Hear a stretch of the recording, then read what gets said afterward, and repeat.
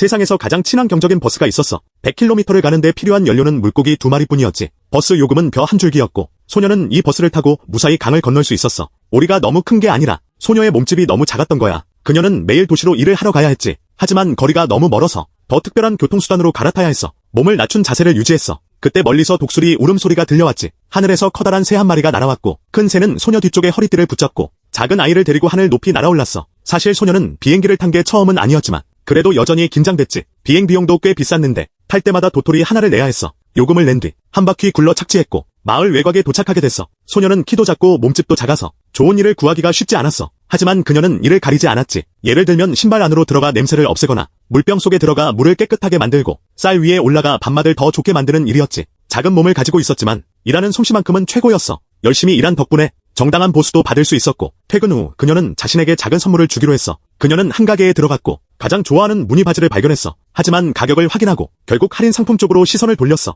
한참을 찾아본 끝에 마침내 할인 중인 무늬 바지를 찾았고 자신은 정말 운이 좋다고 생각했어. 바쁘게 하루를 보내고 집에 돌아오니 이미 어두워졌어. 소녀는 불을 피워 저녁을 준비했지. 그녀는 요리할 때마다 머리에 있는 숯을 냄비 안에 넣었어. 반찬 2가지까지 곁들이고 따뜻하고 맛있는 밥을 한 입 먹으면 오늘도 알찬 하루가 완성되는 거야. 소녀의 이름은 비장탄이었어. 어릴 때부터 부모님 없이 자랐고 유일한 가족이었던 할머니도 얼마 전 세상을 떠났지. 결국 그녀는 혼자 살아가게 됐어. 하지만 그녀는 매일 최선을 다해 살아갔어. 비장탄은 평소처럼 도시로 일을 하러 향했어. 그런데 오늘 운전사는 도토리가 너무 작다며 불만을 가졌고 요금을 받은 뒤 손님을 내려버렸지. 비장탄은 그대로 바닥에 떨어졌어. 이번 착지는 완전히 실패였던 거야. 그러다 우연히 지나가던 사람과 부딪혔어. 그녀는 바로 사과했지. 하지만 상대는 화내지 않았어. 오히려 비장탄의 다리에 난 상처를 보고 가방에서 연고를 꺼냈어. 그리고 직접 상처를 치료해줬지. 이 소녀의 이름은 쭉탄이었어. 할아버지와 함께 산속에서 작은 약방을 운영하고 있었고 그녀 역시 비장탄처럼 채용 게시판 앞에 도착하자 이곳은 여전히 사람들로 가득했어. 두 사람 모두 안으로 들어가지 못했는데 비장탄은 이런 상황에 익숙했지.